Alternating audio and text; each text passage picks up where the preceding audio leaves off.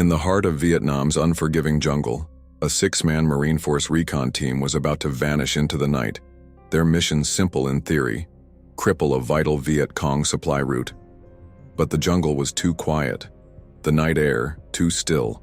Then the first mortar struck. A tactical insertion turned deadly when the Viet Cong waiting in ambush unleashed hell. Gunfire lit up the darkness. The team was surrounded, their extraction compromised, their fate seemingly sealed. Captain Daniel "Ghost" Mercer wasn't just another soldier lost behind enemy lines. For years, he had been Force Recon's shadow. In the jungle, a Marine trained not just to survive but to own the wilderness. The bayous of Louisiana had made him a hunter before the Corps refined him into a weapon. When the Viet Cong closed in, thinking they had cornered another doomed American unit, they had no idea they had walked into the domain of a true jungle predator. Mercer disappeared into the dense foliage, setting traps, bleeding them one by one, turning fear into his deadliest weapon. What began as a desperate fight for survival would become a calculated war of attrition. The jungle would not be their ally, it would be their grave.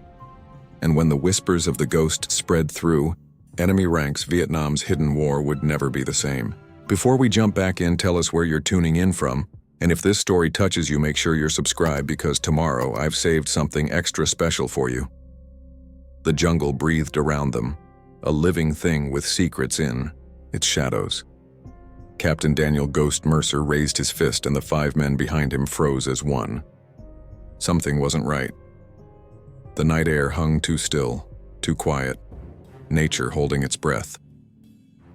Corporal Jesse "Dagger" Briggs crept forward, his body language a question. 20 years of friendship let them speak without words. Mercer pulled down his night vision goggles and scanned the tangled vegetation. Nothing moved. That was the problem. No birds, he whispered, barely audible. No insects. Briggs nodded, his face grim beneath the streaks of camouflage paint.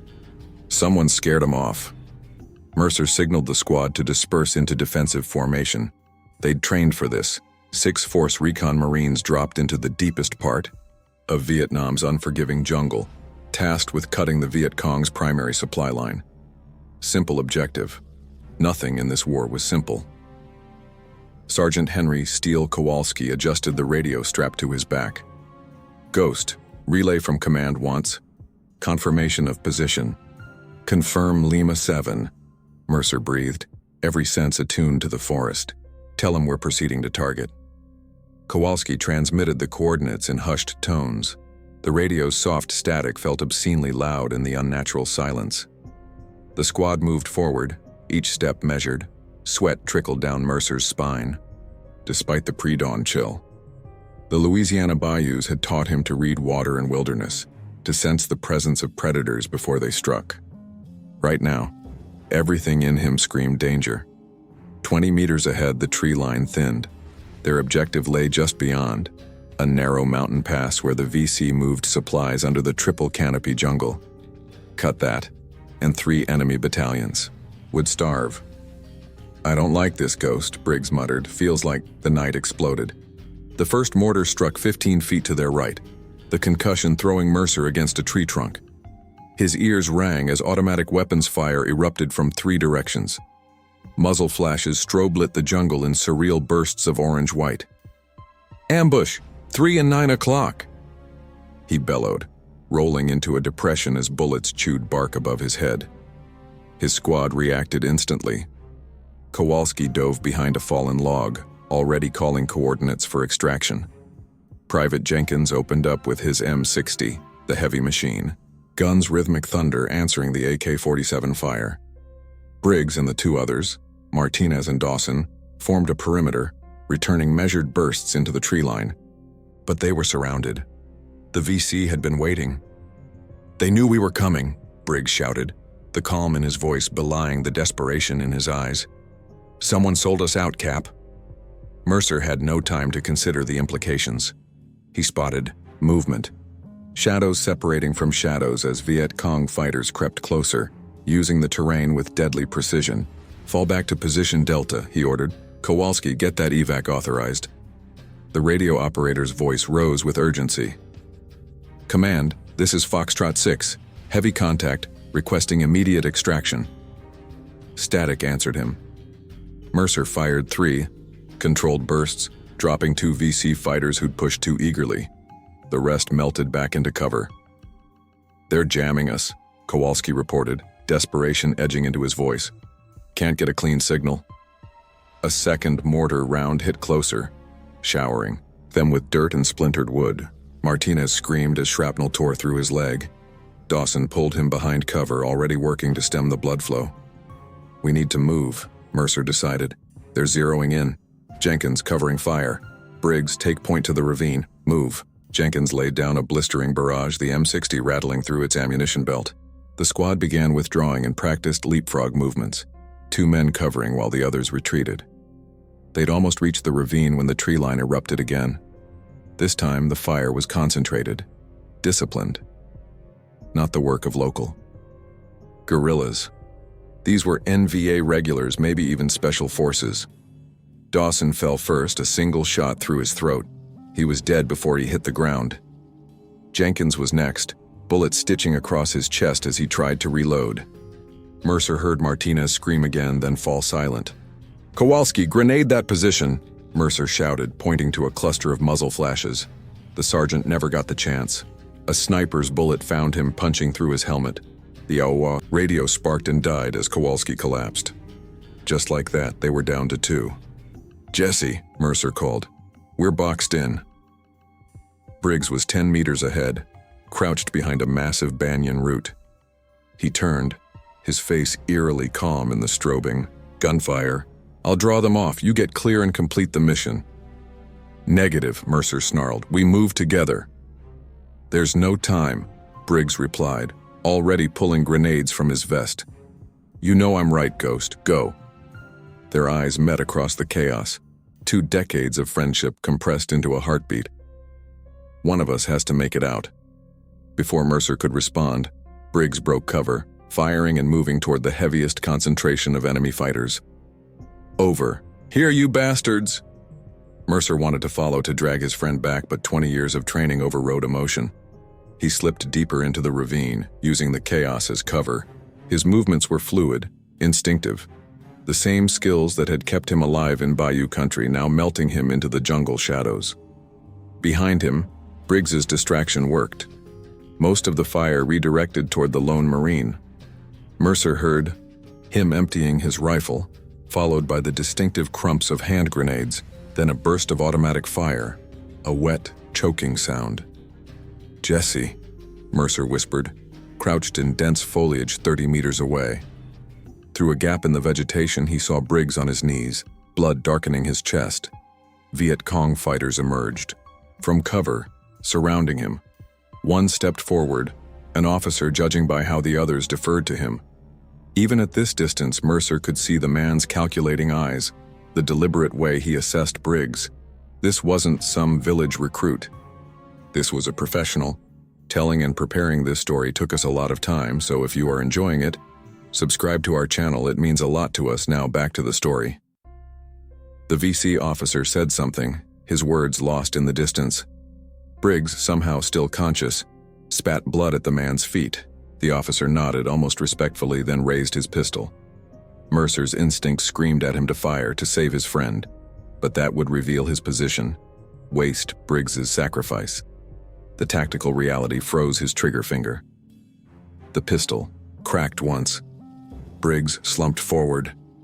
"I'll come back for you," Mercer promised silently. Then he was moving again, every sense heightened, suppressing the emotion threatening to overwhelm him. A branch snapped somewhere behind. They were tracking him already. Mercer slipped through a curtain of vines and plunged into denser jungle. His left arm throbbed, shrapnel wound from the first mortar, he realized, though he had no memory of being hit. Blood soaked his sleeve, leaving a trail he couldn't afford. He paused long enough to tear a strip from his undershirt, binding the wound tightly. The pain sharpened his focus, driving back the shock threatening to cloud his judgment. His equipment inventory was grim. M16 with 2 magazines, sidearm, 3 grenades, combat knife, 2 days of rations, canteen, map, compass, and the clothes on his back. No radio, no backup, no extraction. Voices carried through the trees, search, parties organizing. They knew someone had escaped. The officer was directing them, his tone calm and methodical. Hunting voice. Mercer closed his eyes, forcing his breathing to slow. The Louisiana swamps had taught him patience, how to wait for prey, how to become part of the environment rather than move through it. The difference now was that he was the prey. No, he corrected himself, hardening something inside. Not prey, never prey. In the growing dawn light, Captain Daniel Ghost Mercer melted deeper into the jungle, leaving no trail a normal man could follow. His mind calculated routes, contingencies, survival priorities, the professional soldier taking control. But underneath, something else was forming, something cold and raw and dangerous, the part of him that had earned his nickname long before the Marines. The ghost that walked unseen through the swamp country, the hunter no one escaped. If they never see you, they never fear you, his father had taught him. A bitter smile touched Mercer's lips as he vanished into the green. But they'll see what I leave behind, and then they'll know fear. Behind him, the jungle whispered with movement as the hunt began, and somewhere in that whisper he could swear he heard Briggs' voice. "Don't let them take you alive, brother." The jungle shadows lengthened as Mercer slid silently down an embankment. He'd been moving for 6 hours straight, putting distance between himself and the ambush site while deliberately leaving false trails. The sounds of pursuit had faded 2 hours ago, but experience told him they weren't far behind. He crouched at the base of a massive banyan tree, its sprawling roots creating a natural fortress. His wounds throbbed, the shrapnel in his arm, a graze along his ribs and a twisted ankle from a hasty descent down a ravine. Nothing fatal, but every injury slowed him down. Out here, slow meant dead. Mercer closed his eyes and listened. The jungle had resumed its normal symphony. Insects buzzing, birds calling, the distant chattering of monkeys. Nature's radar. If that chorus stopped again, he'd know company was coming. "They'll track the blood," came Briggs's voice, so clear that Mercer's eyes snapped open. No one was there. Exhaustion, he told himself. Sleep deprivation. He'd been running on adrenaline since the firefight, and the human body had limits. Yet the voice had been right. The crude bandage on his arm was soaked through, leaving a sporadic trail any half-decent tracker would spot. Mercer removed his pack and retrieved his canteen, taking a careful sip before using some of the precious water to clean the wound. He packed it with crushed leaves of the plant his father had called soldier's herb, good for drawing out infection and slowing bleeding. As he worked, his mind calculated. He was deep in enemy territory, at least 30 clicks from any friendly forces. The mission parameters were clear. In case of compromise, reach extraction point Echo 9, an abandoned fire base 18 clicks southeast. But that assumed radio contact, air support, a functioning squad. None of those existed anymore. "So make new parameters," he muttered to himself. First objective, survival. Second, intelligence. The mission wasn't just about cutting supply lines. It was about gathering actionable intelligence on VC movements. Mercer still had the maps, the objectives, and the training to complete the mission solo. But he'd need supplies, weapons, and time to plan. A twig snapped in the distance, a deliberate sound. Someone wanted him to know they were coming. Mercer became utterly still, not the stillness of a person trying not to move, but the stillness of something that had never been alive. He controlled his breathing, slowed his heartbeat using techniques learned from an old Cajun trapper who could lie motionless in water for hours, waiting for alligators. A 4-man patrol emerged from the underbrush 50 meters away, moving in standard search formation. 3 carried AK-47s. Their leader had a Russian PPS submachine gun. They wore the simple black pajamas of the Viet Cong, but their movements were too disciplined. NVA regulars masquerading as local guerrillas. The patrol leader signaled a halt near the stream where Mercer had deliberately crossed twice, creating confusing tracks. They conferred in low voices, pointing at the scuffs in the muddy bank. Mercer watched through a screen of ferns, weighing options. These men were seasoned, They'd noticed the deliberately misleading trails, but they hadn't counted on facing someone who'd stalked through Louisiana swamps since childhood, where one false step meant becoming an alligator's dinner. The patrol split up, 2 continuing along the stream, 2 heading directly toward Mercer's position. Shit. His hiding spot was good, but not perfect. At 15 meters, they'd spot him. The approaching soldiers moved cautiously, rifles at ready. Mercer's hand slid to his combat knife.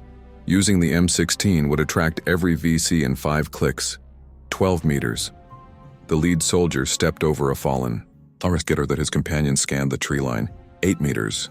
The lead soldier stopped, frowning, looking at something on the ground. The blood trail. A drop must have fallen despite Mercer's precautions. The soldier knelt, touching the dark spot with his finger, then gestured to his companion. They spoke, in hushed Vietnamese. Mercer caught the words for American and wounded. 5 meters. The second soldier stepped closer to examine the blood. Mercer held his breath. 4 meters. A bird took flight nearby, startling both soldiers. The moment their heads turned, Mercer made his decision. He erupted from concealment like a striking snake, covering the distance in 2 silent strides. The combat knife took the first soldier under the jaw, angled upward into the brain. A quick death. No sound but the soft exhalation of final breath. Before the body hit the ground, Mercer was on the second soldier, clamping one hand over his mouth while the knife found the kidney. A killing blow, but not instantaneous. The soldier bucked and struggled silently, eyes wide with shock and pain. Mercer held him immobile until the movements stopped, then lowered the body gently to the forest floor. 2 down, he whispered. He dragged both bodies into the hollow beneath the banyan roots, concealing them with fallen leaves. A quick search yielded ammunition, rations, a compass, and a radio handset. Vietnamese military issue. Mercer couldn't understand their transmissions, but he could track their frequencies, maybe even create distractions. "You always were efficient," Briggs' voice observed, this time from just behind his left shoulder. Mercer didn't turn. "They're the enemy. It's us or them." "Never said it wasn't," Briggs replied. "Question is, what happens when killing stops being duty and starts being something else?" Mercer ignored the voice. Ghosts couldn't help him survive. He checked his watch. 30 minutes before the patrol would miss their comrades and come. Searching. Time to move again. Night fell like a shroud, the jungle transforming from vibrant green to infinite shades of black. Mercer navigated by feel and memory. Having plotted his route while daylight lasted, he'd found a defensible position, a narrow ridge overlooking a well-used trail, with a rock face at his back that prevented approach from behind. The VC would be hunting cautiously now, having discovered their missing men. That bought him time to prepare. By starlight, Mercer inventoried his newly acquired supplies. The patrol's rations included rice balls wrapped in banana leaves and strips of dried meat. He forced himself to eat half a portion despite his stomach's protest. Food was fuel, nothing more. More valuable were the weapons. He now had 2 AK-47s, with 4 magazines plus his own M16 and sidearm. The AKs were rugged and reliable, better suited to jungle warfare than the finicky M16, which required constant cleaning to avoid jamming in the humid conditions. His fingers worked mechanically, field stripping and cleaning each weapon while his mind planned the next phase. This isn't just about getting out anymore, is it? Briggs materialized across from him, sitting cross-legged on a boulder. In death, he looked whole and uninjured, but his eyes held something Mercer had never seen in life, a cold, evaluating quality. "The mission comes first," Mercer replied softly. "Cut the supply line. Gather intelligence." "Bullshit," Briggs said. "You want payback for the team, for me." Mercer's hand stilled on the rifle. "You're not real. You're just what lack of sleep does to a man's mind." "Maybe," Briggs agreed. "Or maybe I'm what's left of your conscience, the part that's worried about what you're becoming out here." Mercer resumed cleaning the weapon. "I'm becoming what I need to be to survive." "No," Briggs countered, his voice hardening.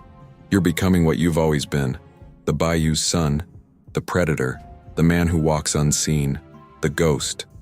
The words hung in the darkness between them. Mercer didn't respond. Dawn was 4 hours away and he needed to set his traps before first light. The first patrol triggered his snare just after sunrise, a simple tripwire attached to a bent sapling. The released tension sent a sharpened bamboo stake through a soldier's thigh, and his screams echoed across the valley.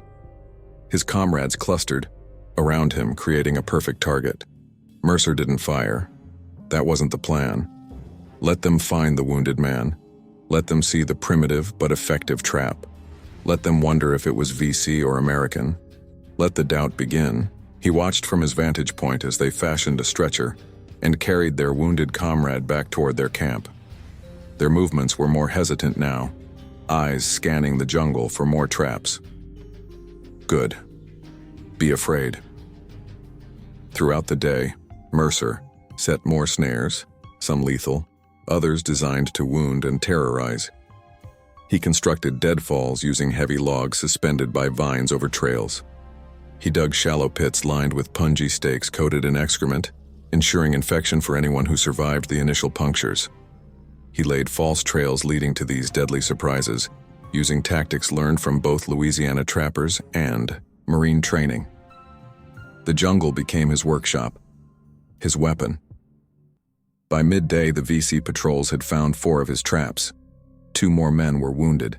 They began moving in larger groups, sweeping sections of the jungle systematically. Mercer observed it all from the treetops, having constructed a web of paths through the upper canopy by linking sturdy branches with abandoned vines. He moved like a phantom, watching without being seen. When darkness fell again, he returned to his ridgeline position to rest and plan. The hallucinations grew stronger with fatigue, Briggs now a constant companion in his peripheral vision. "You're not hunting for intelligence anymore," Briggs noted as Mercer checked his perimeter. "You're hunting them." "They're searching for me," Mercer countered. "I'm just making them pay for it." "There's a difference between surviving and what you're doing," Briggs persisted. "You're leaving calling cards, making it personal." Mercer didn't deny it. Each trap was signed in some small way.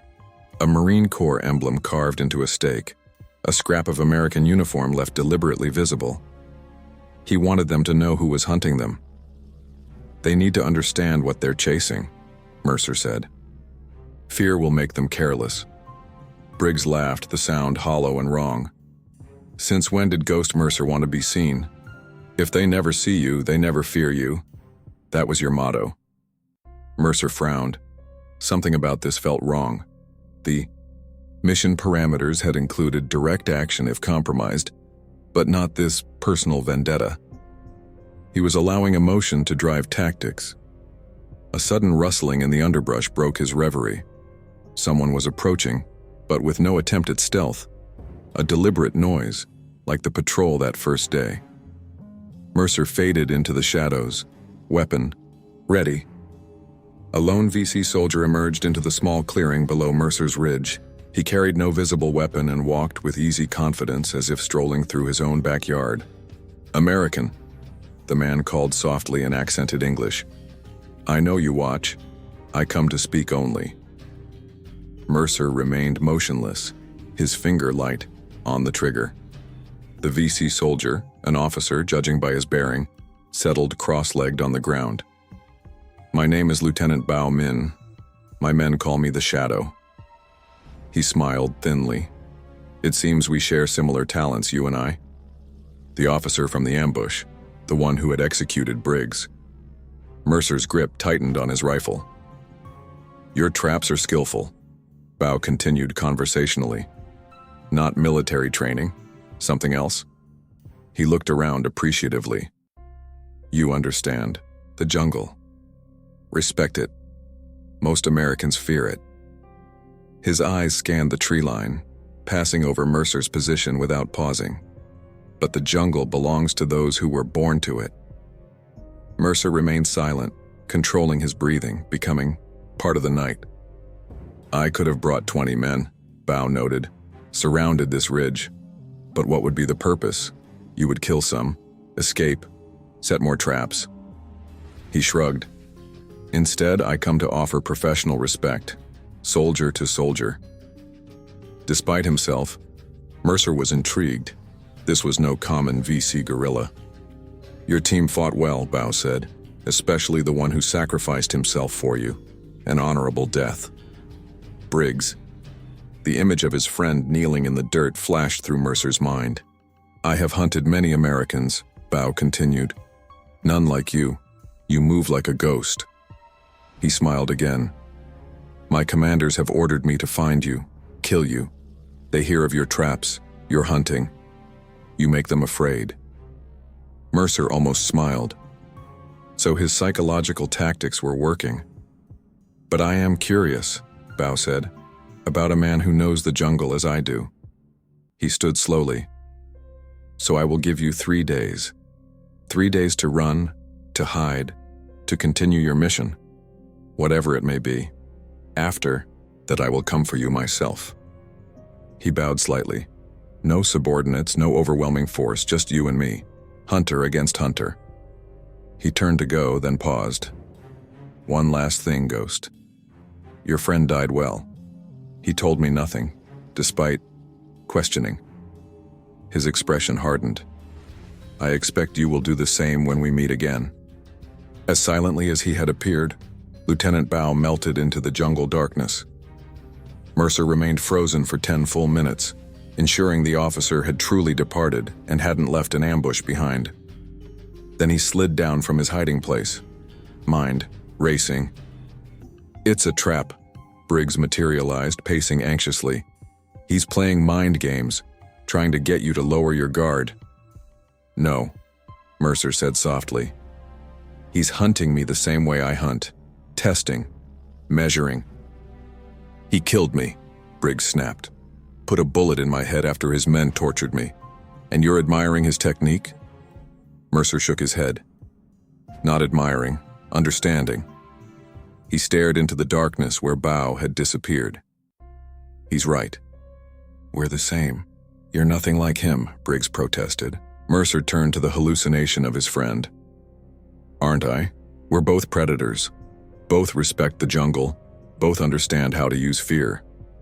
The difference is why, Briggs argued. You're fighting for your country, for freedom. Mercer laughed, bitterly. Am I? Or am I fighting because it's what I'm good at? Because out here the rules are simple. Kill or be killed. He gestured around them. The jungle doesn't care about politics or freedom. It only respects strength and survival. Briggs's form seemed to waver, like heat rising from hot asphalt. What are you saying, Ghost? I'm saying Bao sees the truth. We're twins, he and I. Different sides of the same coin. Mercer checked his weapons methodically. And only one predator can rule a territory. So you're going to face him? Play his game? Mercer nodded. 3 days. 3 days to gather intelligence, to complete the mission, and to prepare the battlefield for when he comes. That's what he wants, Briggs warned. I'm counting on it. Mercer's smile was cold in the darkness. Let him come hunting the Ghost. We'll see who becomes the prey. Somewhere in the distance a tiger roared, the jungle's ultimate predator, announcing its presence. Mercer felt something shift inside him, primitive and ruthless. The last vestiges of civilization, of military protocol and rules of engagement, slipping away like shed skin. Briggs' voice faded to a whisper. Don't lose yourself out here, brother. But Mercer was already gathering his equipment, mind-focused, on the coming hunt. The mission remained. Intelligence, supply lines. But something new had been added. Something personal. 3 days to become the ghost that haunted these jungles. 3 days to ensure that when Lieutenant Bao came hunting, he would find something far more dangerous than he expected. In the darkness, Captain Daniel Mercer disappeared into the shadows, leaving no trace of his passing. The transformation was complete. The ghost had awakened. Dawn broke over the jungle with deceptive serenity. Mercer watched the rising sun paint, the misty canopy gold from his perch 20 meters up a massive hardwood tree. He'd spent the night moving through the upper branches, leaving no trail on the ground. His first day of Bao's 3-day grace period would not be wasted. The mission parameters still burned in his mind. 5 kilometers west lay the mountain pass, the critical supply route he'd been sent to disrupt. Intelligence suggested periodic truck convoys moved through under cover of darkness, carrying weapons, ammunition, and medical supplies to VC battalions operating near Saigon. Mercer checked his map, plotting the most direct route through ravines and dense underbrush where patrols would struggle to track him. If he pushed hard, he could reach the pass by midday, assess the situation, and set demolition charges using explosives scavenged from his own traps. A flicker of movement below caught his attention. 3 VC soldiers moved cautiously along a narrow game trail, their eyes constantly scanning the forest floor for tripwires or pitfalls. They passed directly beneath Mercer's position without a glance upward. Predictable, he thought. They're looking for the man who walks on the ground. He watched them disappear into the vegetation, noting their patrol pattern. Despite Bao's promise of 3 days, his men clearly hadn't abandoned the search. They'd simply adapted their tactics, moving in smaller, quieter groups. Less effectively, but covering more ground. They're hurting you. Briggs materialized on an adjacent branch, looking more substantial than before. His fatigues were still crisp and clean, incongruous against the mud-streaked reality of jungle warfare. Mercer frowned. What do you mean? Look at their pattern. 3-man teams converging from different directions, tightening a net. Briggs pointed north. They're pushing you toward something. Mercer studied his map again. The ghost was right. The patrol patterns he'd observed over the past 12 hours formed a rough semicircle with a gap to the northwest. Classic channeling technique. The question was, what lay in that direction? The map showed only undifferentiated jungle for 20 kilometers, then a series of hills rumored to house VC tunnel complexes, outside his mission parameters and too far to reach in a single day's march. It's a trap, Briggs warned. Or an opportunity, Mercer countered. He tucked the map away and began moving through the canopy, branch by branch, in the direction the VC seemed determined to drive him. Traps could work both ways. By mid-morning, Mercer caught the first whiff of smoke. Faint but unmistakable. Not the cooking fires of a village or camp, but the sharper scent of burning green vegetation. Forest fire. He quickened his pace, alternating between the trees and ground movement when the canopy grew too sparse. The smoke thickened and distant shouts carried on the wind. Cresting a small rise, Mercer finally saw it. A controlled burn operation along a half-kilometer front, advancing steadily eastward. VC soldiers moved along the fire line with torches, igniting new sections while others stood back, weapons ready. They're flushing me out like a rabbit. The fire wasn't large enough or fierce enough to threaten an entire region. The humid jungle resisted burning, but it would force any hiding American to move or suffer smoke inhalation. Clever. A psychological tactic as much as a practical one. Mercer studied the operation. At the center of the fire line stood a familiar figure, Lieutenant Bao, directing his men with measured gestures. His expression was serene, almost meditative, as he orchestrated the controlled chaos. For a brief moment, Bao looked directly toward Mercer's position, though the distance and concealment made actual detection impossible. Yet Mercer felt a chill, as if the VC officer could somehow sense his presence. "He's playing with you," Briggs said, his voice thick with disgust. "This is all a game to him." Mercer didn't respond. He was calculating alternatives. The fire would force him north, precisely where the patrol patterns had been hurting him. But what waited there? Ambush? Capture? Two can play psychological warfare, he murmured, formulating a plan. Instead of retreating from the fire, Mercer circled south, using ravines and stream beds for cover. He approached the fire line from behind, moving silently through the underbrush until he was less than 50 meters from the VC operation. The soldiers were focused on the advancing flames, their backs to him. Perfect. Mercer removed 3 grenades from his belt, pulled the pins and tossed them in quick succession toward a cluster of fuel containers the VC had positioned for the burn. The resulting explosion was spectacular. far larger than standard grenades alone would produce. The fuel drums erupted in a fireball that engulfed 3 soldiers instantly. Secondaries followed as ammunition cooked off.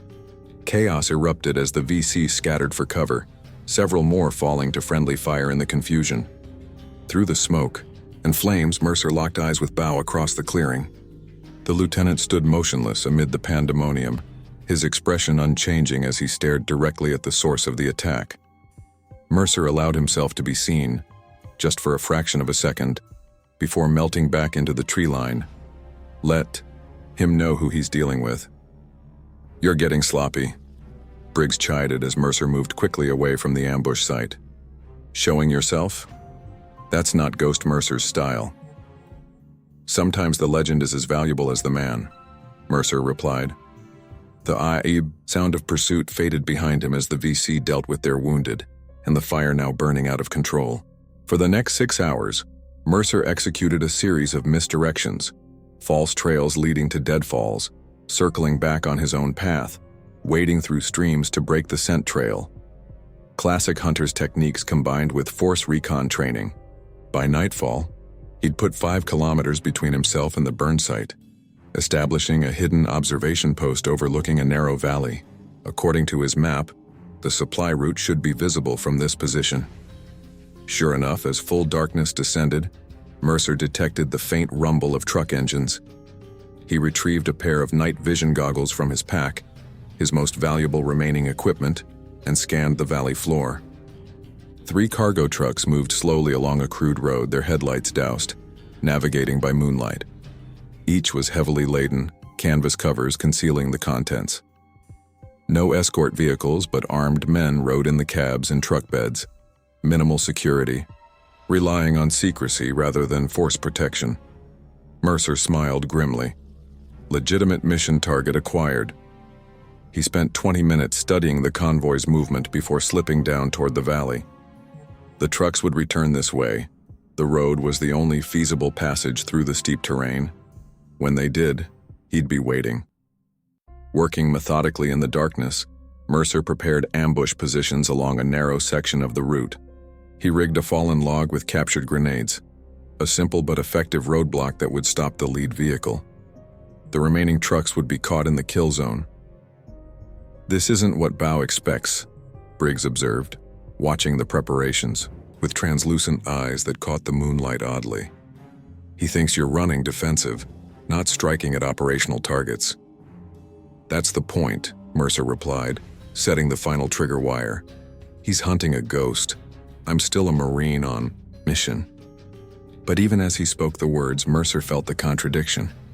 Was this truly about the mission, or was he simply using mission parameters to justify what he'd become out here? A killer moving through the night, leaving death in his wake. Briggs didn't answer. He didn't need to.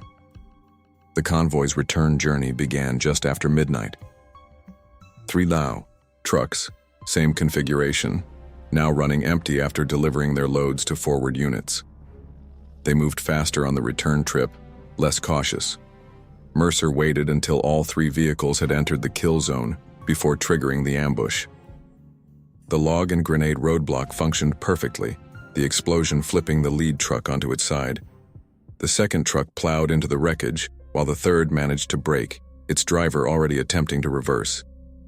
Mercer opened fire with measured bursts from his captured AK-47, targeting the drivers and exposed gunners. No wasted ammunition, no spray and pray. Each shot deliberate, just as his father had taught him during deer season in the bayou. 1 shot, 1 kill, boy. Anything else is disrespectful to both the hunter and the hunted. The engagement lasted less than 30 seconds. When silence fell, 14 VC soldiers lay dead or dying. 2 had escaped into the jungle but wounded. They wouldn't get far. Mercer approached the wreckage cautiously, checking for survivors who might be playing possum. Finding none, he searched the vehicles for intelligence, maps, orders, anything that might justify the slaughter.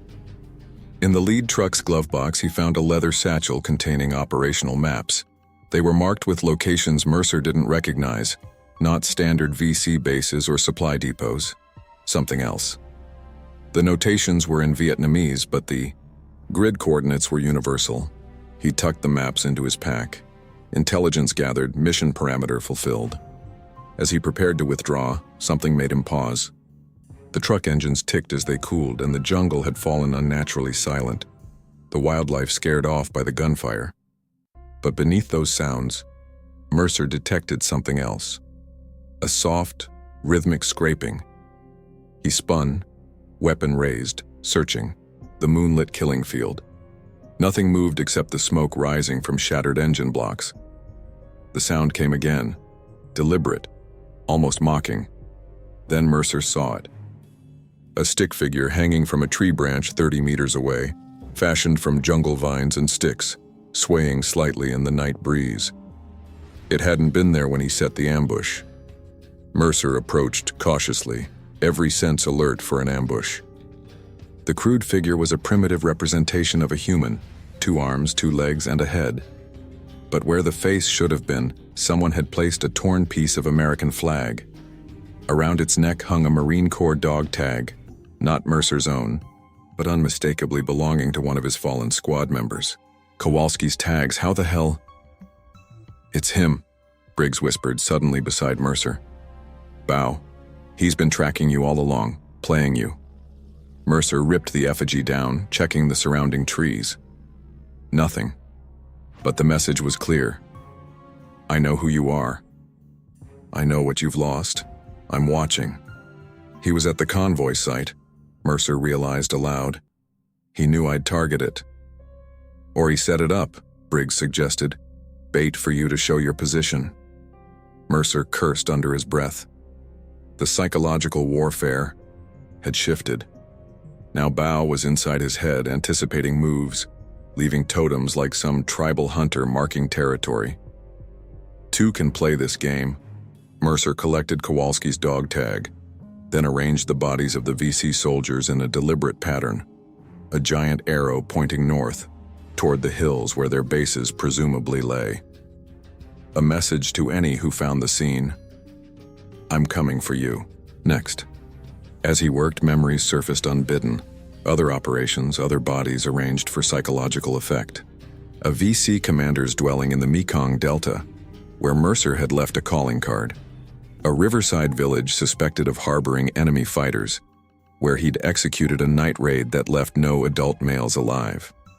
The faces of the women afterward, their silent accusation as his squad withdrew into the night. "Those were different," Briggs said, reading his thoughts.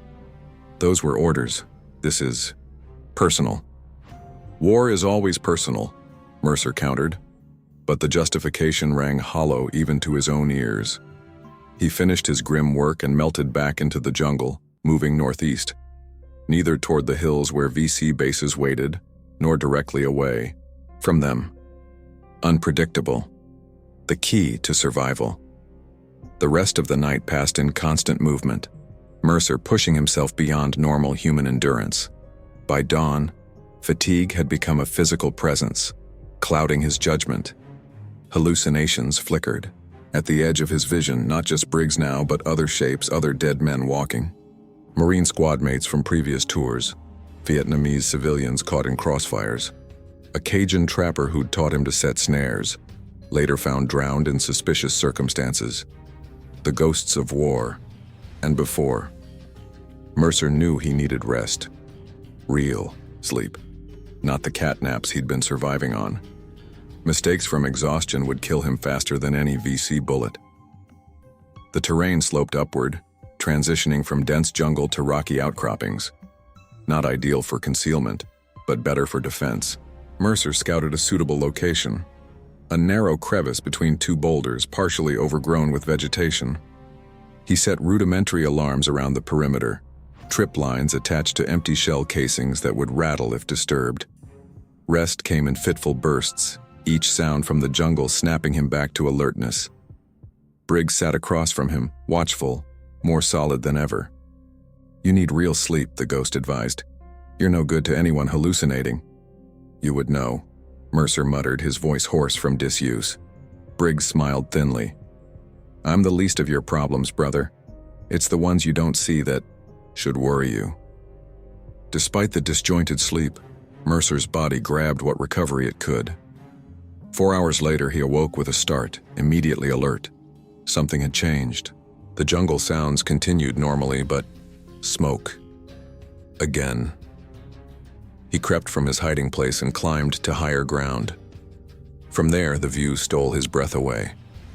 The entire valley below was ablaze, not the controlled burns of yesterday, but a massive wildfire consuming everything in its path. Dense smoke obscured the horizon, turning the morning sun blood red. Through gaps in the smoke, Mercer glimpsed VC soldiers retreating from the conflagration, abandoning equipment in their haste. Jesus, Briggs breathed. He's burning the whole valley to flush you out. Mercer ran calculations. The fire couldn't have been set by his convoy ambush, that was too far south, and the prevailing winds were wrong. This was deliberate, tactical, and massive in scale. He's escalating, Mercer realized. I blew up his controlled burn, so he's showing me what real fire looks like. The implications were staggering. Bao was willing to sacrifice thousands of acres of jungle, endanger his own troops, and potentially expose VC positions to aerial reconnaissance, all to force one Marine into the open. The message was clear. I am willing to burn my own house down to find you. Mercer studied his map urgently. The fire would drive all living creatures northwest, precisely the direction the patrol patterns had been hurting him before. Whatever lay in that direction, Bao was determined Mercer should find it. A trap? Almost certainly, but the flames advancing up the slope left little choice. Sometimes the only way past the ambush is through it, Mercer muttered, gathering his equipment. He moved quickly, staying ahead of the smoke but parallel to the fire's advancing front. Other creatures fled the same direction: snakes, monkeys, even a leopard that glanced at Mercer without breaking stride. Natural enemies united by a greater threat. The rocky terrain gave way to dense jungle again as Mercer entered a region not marked on his maps. Old-growth forest, the massive trees creating a cathedral-like space beneath the canopy. The ground sloped downward into a concealed valley, invisible from the air. The smoke pursued him, but more distantly now. Either the fire had found natural barriers or Bao's men were containing it, having served its purpose. Mercer slowed his pace, every sense alert for the trap he knew must be waiting. The jungle felt wrong here. Too quiet, too orderly. No deadfall, no tangled undergrowth, almost as if it had been tended. 20 minutes later, he found the bunker entrance, a concrete doorway built into a hillside, partially concealed by vines and jungle growth. French construction, judging by the architectural style, a relic from the previous war when another foreign power had tried to tame Vietnam. Cautiously, weapon ready, Mercer approached the entrance. The massive steel door hung partially open, rust having frozen its hinges decades ago. No signs of recent use, but no wildlife near the opening either. A bad sign. Animals avoided places that smelled of death or chemicals. Don't go in there, Briggs warned, his form wavering like a heat mirage. Nothing good waits underground. But Mercer's options were limited. The smoke was closing in again as the wind shifted. The bunker offered shelter, potential supplies, and defensive positions if Bao's men came hunting. He switched on a salvaged flashlight and entered the darkness. The beam illuminated a long corridor sloping downward, its concrete walls stained with water damage and mold. The air was thick with the smell of decay and something else, a chemical tang that caught in the back of Mercer's throat. 30 meters in, the corridor opened into a large chamber that had once been an operations center. Rotting wooden desks still held rusting typewriters and radio equipment. Papers lay scattered across the floor, disintegrating with moisture. On the walls hung maps of Vietnam, the yellowed paper curling away from red pins marking forgotten military objectives. It was a tomb of colonial ambition, preserved like an insect in amber. Mercer scanned the room for useful supplies, but found little worth salvaging. A cabinet against one wall yielded a medical kit, the medications long since expired, but bandages and surgical tools still usable. He pocketed those and moved deeper into the complex. The next chamber had been a barracks, rows of metal bunks now reduced to rusted frames. But it was what lay on those bunks that made Mercer's blood run cold. Skeletons. Dozens of them. Some in the tattered remains of French uniforms, others in civilian clothing from another era. They lay in postures of final agony, backs arched, jaws open in eternal screams. "Chemical weapons testing," Briggs whispered, his voice hushed despite being only a hallucination. The French experimented during the First Indochina War, nerve agents, mustard gas, things they wouldn't dare use in Europe. Mercer had heard rumors of such sites but dismissed them as propaganda. Now the evidence lay before him, a war crime preserved in this underground mausoleum. He moved through the chamber carefully, averting his eyes from the accusing skulls that seemed to follow his passage. Beyond the barracks lay another corridor, this one curving deeper into the hillside. The chemical smell grew stronger, and Mercer's skin began to tingle unpleasantly. Warning signs in French and Vietnamese covered the walls, skull and crossbones symbols transcending language barriers. "Turn back," reason commanded, but something drove him forward. Intelligence gathering, he told himself. Reconnaissance, not macabre curiosity. The corridor ended at another steel door, this one sealed shut. A viewport of thick glass allowed a glimpse into the chamber beyond, what had once been a laboratory. More skeletons in lab coats lay sprawled across the floor and slumped over workstations. Whatever had killed them had been swift and merciless. "This is what happens when men play God," Briggs said, examining the scene through the viewport. "The same thing that happens in every war. The powerful experiment, and the powerless die." Mercer turned away, sudden vertigo threatening his balance. The chemical smell was making him lightheaded, clouding judgment. He needed to leave now before the toxins preserved in this place claimed another victim. He staggered back up the corridor, his vision blurring. The skeletons in the barracks seemed to move as he passed, reaching with fleshless fingers. Hallucinations from chemical exposure, the rational part of his mind insisted. Not real. None of it real. Briggs walked beside him, more solid than ever. "That's the thing about ghosts, Ghost. We're as real as the guilt that creates us." Mercer stumbled, caught himself against a wall. "You're not real. You're just a manifestation of your conscience, your guilt, your fear." Briggs laughed, hollowly. "Does it matter what you call me? I'm here because you need me to be." Mercer forced himself onward, the entrance and daylight seeming impossibly distant. His thoughts fractured, memories bleeding into the present. Previous missions in Vietnam, Cambodia, Laos.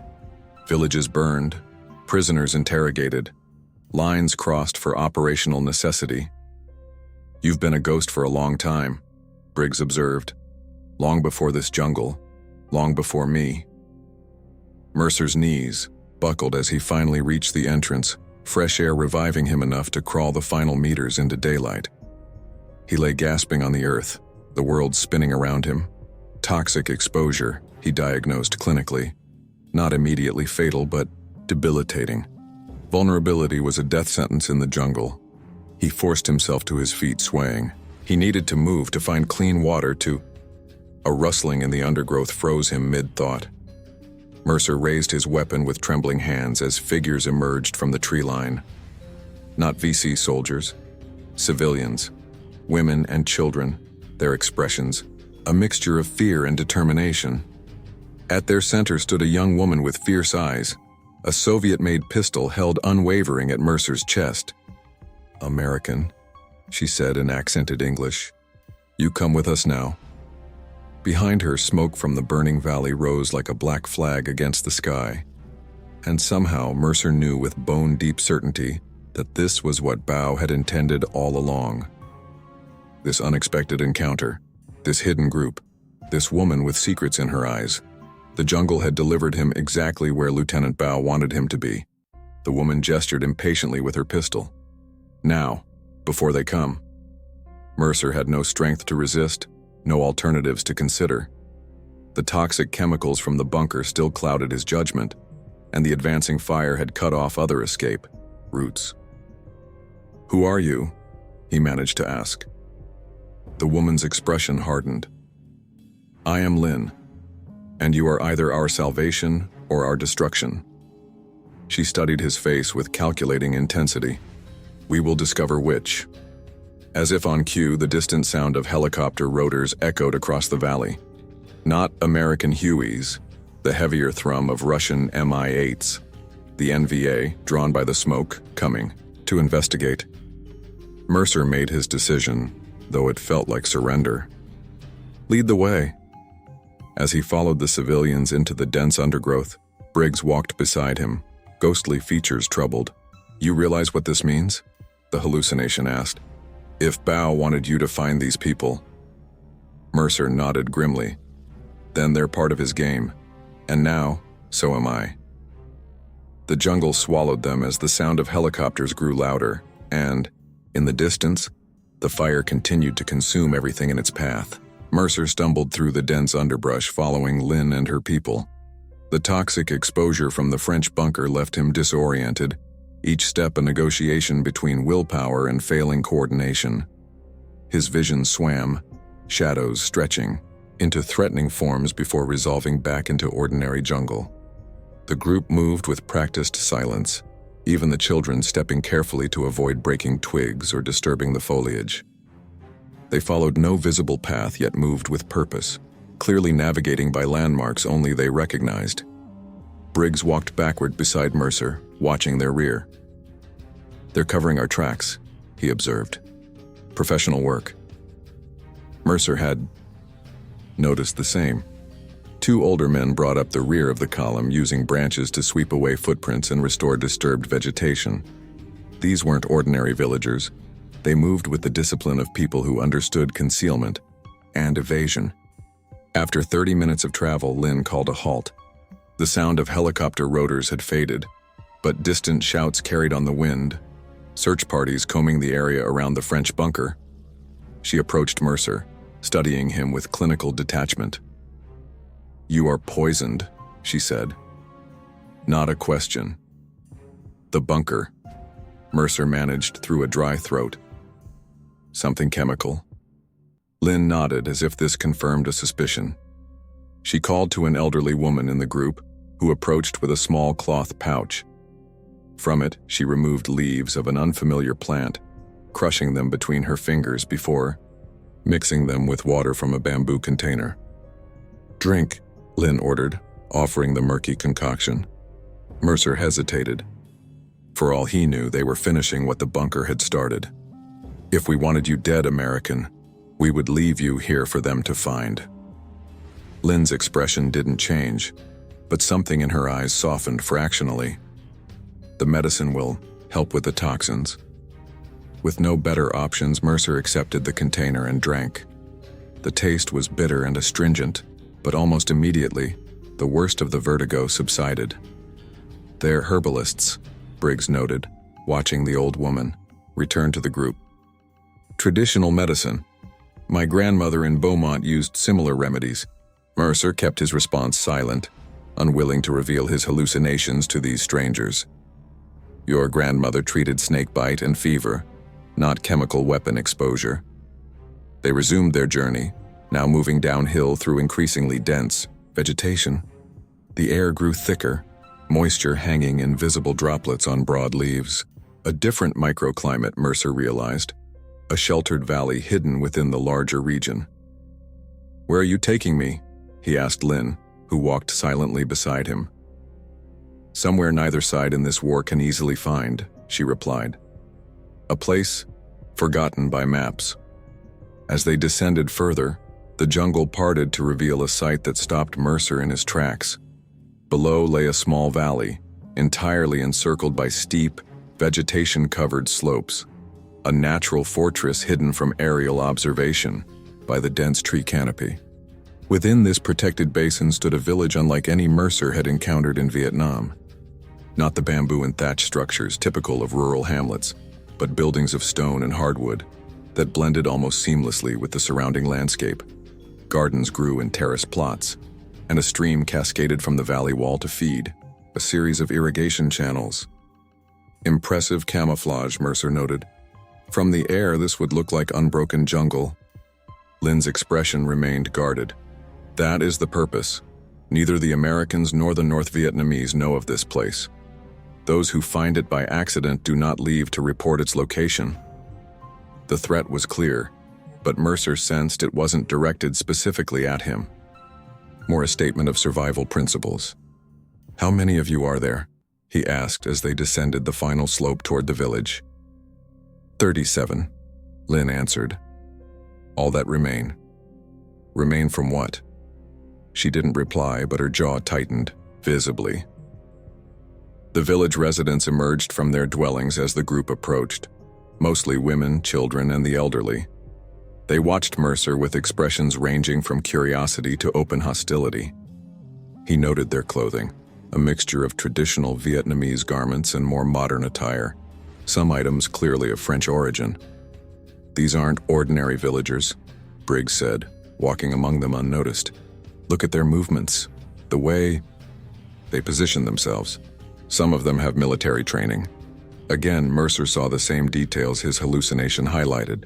Several men stood with the balanced posture of trained fighters. Even some of the women carried themselves with the alert readiness he associated with combat veterans. They were led to a central structure larger than the others, a meeting hall, with walls of fitted stone and a roof of living vegetation. Inside, reed mats covered the floor, and light filtered through cleverly positioned bamboo slats, eliminating the need for fire during daylight hours. "Rest," Lin instructed, pointing to a mat in the corner. "We will speak when the medicine has finished its work." Too exhausted to argue, Mercer sank onto the mat. His body succumbed to the combined effects of physical exhaustion, chemical exposure, and whatever was in the herbal remedy.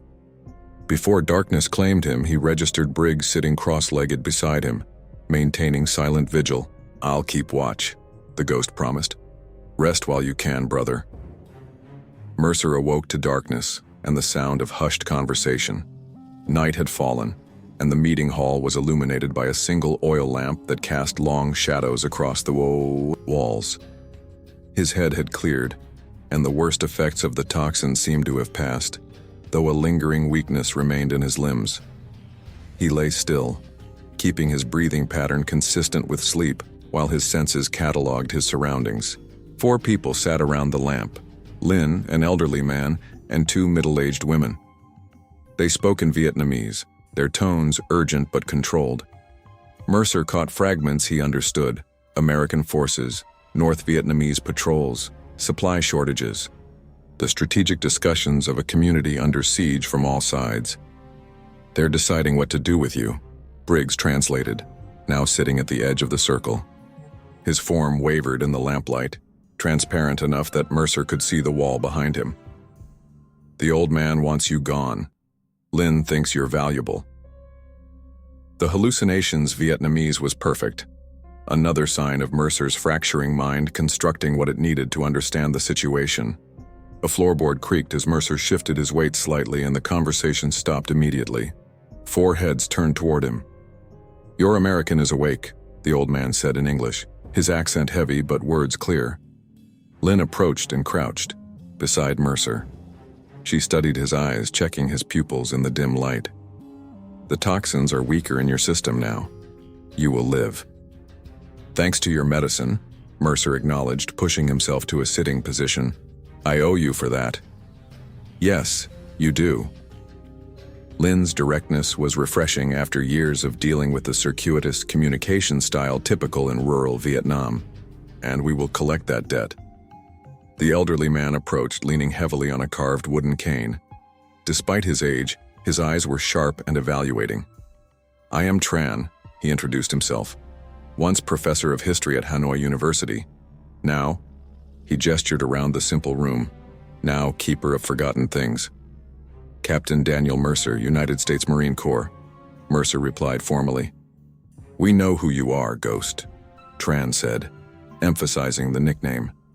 "The jungle carries whispers of your work, the man who moves unseen, the shadow who leaves death in his wake." The old man's eyes narrowed. "The question is whether you are a murderer or a soldier. The line gets blurry in this war," Mercer replied evenly. Tran nodded as if this answer confirmed something. Indeed, for all sides.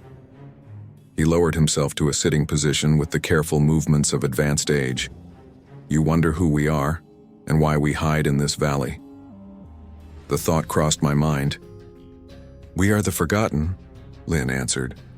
Those who belong to neither North nor South, neither communist nor capitalist, neither American puppet nor Hanoi loyalist. Her voice carried the weight of painful history. We are what remains when ideologies collide and ordinary people are crushed between them. Tran raised a hand, silencing her with the gesture of a teacher accustomed to classroom discipline. We were once many villages, people who wished only to live as we had for generations. When the French came, we resisted in our way. When they left, we hoped for peace. His expression darkened.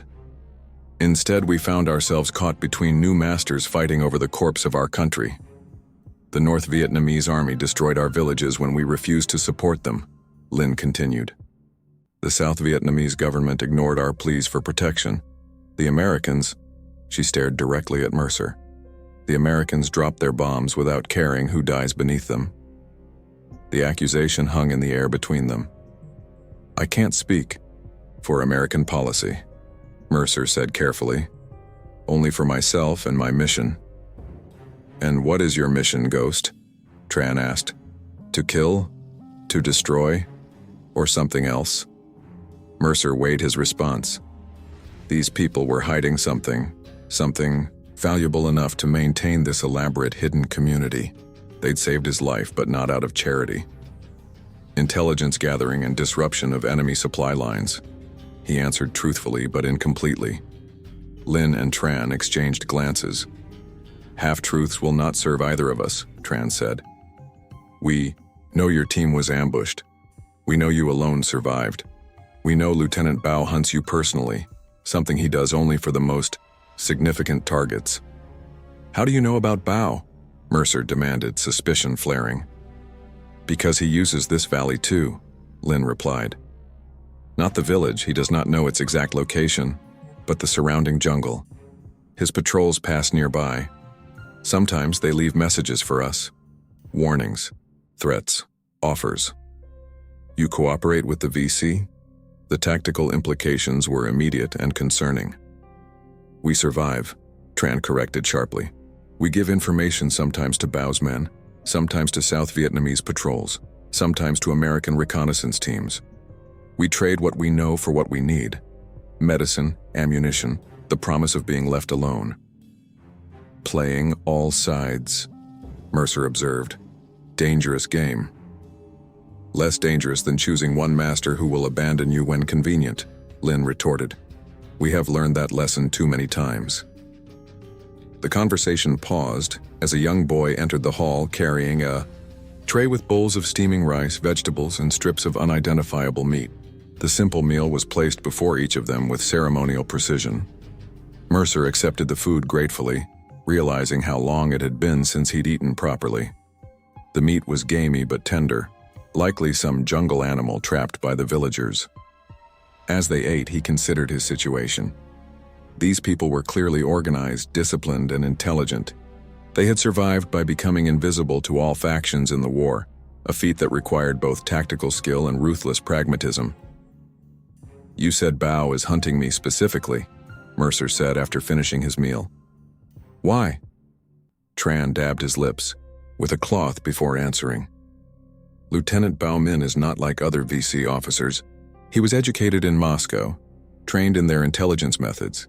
He understands that this war will not be won by body counts or territory held, but by information. The old professor smiled thinly. And you, Captain Mercer, carry information. He wants very badly. What information? Mercer asked, genuinely confused. My mission was standard recon and sabotage. Nothing special. Perhaps you carry it without knowing, Lin suggested. Or perhaps... She was interrupted by a villager rushing into the hall, speaking rapidly in Vietnamese. The news, whatever it was, caused Lin to rise immediately. Come, she ordered Mercer. There is something you must see. He followed her through the darkened village to a small structure set apart from the others, a combination storehouse and medical facility, judging by the supplies visible inside. On a simple bamboo platform lay a man, his body broken and bandaged, barely recognizable beneath the swelling and bruises. But the military haircut and the remnants of a Marine Corps tattoo on his forearm were unmistakable. "Kowalski," Mercer breathed, moving to the wounded man's side. Sergeant Henry Steele Kowalski's eyes fluttered open at the sound of Mercer's voice. Recognition dawned slowly through the haze of pain and medication. "Key Captain?" he rasped, voice barely audible. "Ghost? They said you were dead." "I'm hard to kill," Mercer replied, gripping the sergeant's hand carefully to avoid disturbing his injuries. "What happened? I saw you go down in the ambush." Kowalski's breathing was labored, each word a struggle. "Headshot. Grazed me. Played dead. They took prisoners." He coughed weakly. "Interrogation. Bow. Wanted information. About Operation Phantom Gate." Mercer frowned. "Phantom Gate? That wasn't our mission." "Higher classification," Kowalski managed. "Command. Hiding something. Big." His eyes closed as pain overtook him. "Found me. When they burned the jungle. Escaped. In the chaos." A village woman approached with a bowl of medicinal tea, gently lifting Kowalski's head to help him drink. He slipped back into unconsciousness after a few sips. Lynn stood watching from the doorway. "He crawled 2 kilometers with 3 broken ribs and a shattered leg," she said quietly. "We found him near the stream this morning. Bow's men were tracking him when the fires began." Mercer stared at his wounded comrade, mind racing. Phantom Gate? Some classified operation he hadn't been briefed on? It would explain the ambush, if their squad had been carrying information or equipment related to a higher-level operation without knowing it. "He needs medical evacuation," Mercer said. "Proper treatment at a field hospital." "He would not survive the journey," Lynn replied. "And attempting it would reveal our location to both sides." "So you'll let him die here?" Her expression hardened. "Our healer has kept him alive when your military surgeons would have declared him unsalvageable. He stays until he can move safely, or until he dies. Those are the only options." Mercer knew she was right. Moving Kowalski in his condition would be a death sentence. But leaving him here, in this hidden village caught between all sides of the conflict, carried its own risks. "What exactly is Operation Phantom Gate?" Lynn asked, watching Mercer's face carefully for reaction. "I don't know," he answered honestly. "It wasn't part of our mission briefing." "Yet Bow has been hunting specifically for information about it," she pressed. "Enough to personally interrogate your sergeant." The implications were troubling. Either Mercer's team had been carrying classified intelligence without being informed, or they had stumbled into something larger than their assigned mission. "I need to check Kowalski's equipment," Mercer said. "His radio, his maps." "Most was taken by Bow's men," Lynn replied. "But there is this." She reached into a woven bag and produced a waterproof map case, standard issue for radio men who needed to keep coordinates dry in the jungle environment. Mercer opened it carefully. Inside was a detailed topographical map of the region, but with markings he didn't recognize. Locations that didn't correspond to any known bases or strategic sites. And in the margin, handwritten in the coded shorthand used by Force Recon Communications, "Specialists, P-Gate Access Point 3, Priority Alpha." "This means something to you?" Lynn asked, watching his expression. "Maybe," Mercer hedged. "I need time to study it." "Time is something none of us have in abundance," she replied. "Bow's men will find this place eventually. The fires have driven them into new search patterns." Mercer carefully refolded the map. "Why are you helping us? What's your stake in this?" Lynn's eyes flashed. "You think we hide in this valley by choice? That we enjoy living as ghosts between warring armies?" She stepped closer, her voice dropping to an intense whisper. "My people have died by the dozens, shot by the VC for refusing to supply them. Bombed by Americans who cannot tell farmer from fighter. Abandoned by a South Vietnamese government that sees us as expendable. She pointed toward the darkened village beyond the doorway. We survive because we must, because someone must remember what Vietnam was before it became a battleground for foreign ideologies. But survival is not living. Her eyes held Mercer's, with fierce intensity. We want an end to hiding, to fear, to watching our children grow up knowing only war. And you think I can help with that? Mercer asked skeptically. I think whatever Operation Phantom Gate is, it matters enough to make both the Americans and the North Vietnamese very nervous. Lin answered. And things that make powerful men nervous can sometimes be useful to those without power. The conversation was interrupted by a villager rushing in with urgent news, speaking rapidly in Vietnamese. Lin responded with sharp questions, her expression growing increasingly concerned. What is it? Mercer demanded. Patrols, she answered tersely. VC units converging from 3 directions. Bao is tightening his net. She turned to Mercer. They may have tracked you or your sergeant, or perhaps they search by pattern. It doesn't matter now. How close? Mercer was already mentally calculating defensive positions, escape routes. 3 kilometers and closing. 20 men, perhaps more. Lin issued rapid orders to the villagers, who dispersed immediately to prepare. To Mercer, she said, we have protocols for this. Hidden shelters, escape tunnels. But with your wounded man? The unspoken question hung between them. I'll create a diversion, Mercer decided. Draw them away from the village. That is suicide, Lin objected. I've survived worse odds. Mercer checked his weapons and equipment. How many fighters can you field if it comes to that? 12 with firearms, perhaps 20 more with crossbows and traditional weapons, she answered. But we are not soldiers. You've survived this long. You know how to fight. Mercer moved to Kowalski's side, checking his condition. The sergeant remained unconscious, breathing shallowly. Keep him hidden. If I don't return in 24 hours, take the map and find a way to contact American forces. Lin stepped into his path as he turned to leave. You misunderstand, Captain Mercer. We did not save you and your sergeant out of altruism. You will not sacrifice yourself in some heroic gesture that leaves us holding dangerous information with no leverage. Then what do you suggest? Mercer demanded. We move together, she replied. All of us. There is a network of caves 3 kilometers south that can shelter the village temporarily. Kowalski won't survive the move. He might not survive regardless, she countered. But this village and its people are my priority.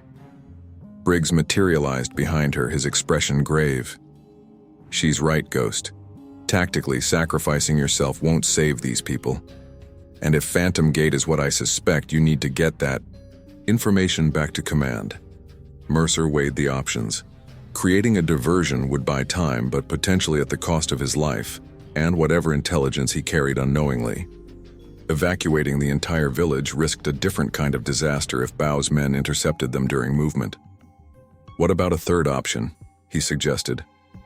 We evacuate the village as planned, but I take a small team to set up an ambush that will slow the VC advance without revealing my position. Lin considered this. You would need to know the terrain. I'll take guides from your people, 2 or 3 who know the area best. She nodded slowly. That could work. We have prepared defensive positions at key approach routes. They quickly formulated a plan. The village evacuation would begin immediately, moving the elderly, children, and wounded, including Kowalski, through a hidden tunnel system that emerged near the cave network. Meanwhile, Mercer would lead a small team to establish delaying ambushes along the most likely approach routes. As the village mobilized with practiced efficiency, Lin approached Mercer with 3 men, hard-faced individuals whose eyes held the same haunted wariness he recognized in career soldiers. These are our best hunters, she introduced them. They know every tree and stone in this valley. The oldest of the 3, a weathered man with a prominent scar across his jaw, stepped forward. I am Vin. once lieutenant in French colonial forces, then South Vietnamese Army. His eyes assessed Mercer professionally. Now I am just a hunter who wishes to protect his family. The other two introduced themselves as Duke and Tho, brothers who had been tracking and hunting in these jungles since childhood. They carried an assortment of weapons, an old French MAT-49 submachine gun, crossbows, and wicked-looking machetes. They will show you the defense points and help you prepare the ambushes, Lin explained. Then they will guide you to the caves afterward. The evacuation proceeded with minimal noise and remarkable speed. Clearly, they had rehearsed this many times before. Within 20 minutes, the village stood empty. Its inhabitants vanished into the night as if they had never existed. Mercer checked his weapons one final time before turning to Briggs, who stood watching the proceedings with ghostly detachment. "What do you think, Dagger? Am I walking into another trap? Does it matter?" The hallucination replied. "You're out of alternatives, and besides..." He gestured toward the village.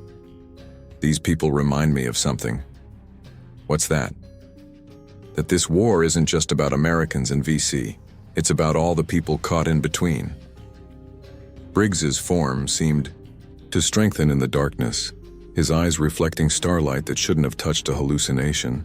People like them are the real ghosts of this war, forgotten, invisible, surviving on the margins. Mercer nodded soberly. "Let's make sure they keep surviving a little longer." With the three village hunters leading the way, Mercer disappeared into the darkness, heading toward the likely VC approach routes. Behind them, the hidden village sat silent and empty, revealing nothing of its secrets to the night. As they moved through the jungle, Mercer's mind returned to the cryptic map and Kowalski's broken words. Operation Phantom Gate. Something significant, enough that both sides were hunting for its details. Something hidden in these jungles that might change the course of the war. And somehow, without knowing it, Mercer had become its keeper. The hunt had evolved into something far more complex than survival. Now it was about truth, and who would control it when the jungle finally gave up its secrets. In the darkness ahead, Lieutenant Bao's men advanced, searching for the ghost who had eluded them. But Mercer was no longer simply running. Now he was hunting answers of his own. The ambush worked with lethal efficiency. Mercer and the three village hunters had positioned themselves at a natural choke point, a narrow ravine where approaching VC patrols would be funneled into a killing zone. Simple pressure plate mines fashioned from scavenged explosives and buried beneath the trail claimed the first two soldiers. The confusion that followed allowed Mercer and Vin to pick off three more with silenced weapons before the patrol scattered for cover. "They'll report contact," Mercer whispered as they withdrew swiftly through pre-planned escape routes. "That should slow their advance while they regroup and reassess." Vin nodded grimly. "Buy time for the village evacuation." But Bao was not so easily deterred. "I'm counting on it," Mercer replied. "He'll focus on me, not the villagers." The night passed in a blur of similar operations. 3 more ambushes at strategic locations, each designed not to inflict maximum casualties, but to create fear and hesitation among the approaching VC forces. By dawn, they had successfully delayed the enemy advance by several hours without suffering casualties themselves. As first light filtered through the canopy, they rendezvoused with a runner from the village evacuation team. The news was both reassuring and concerning.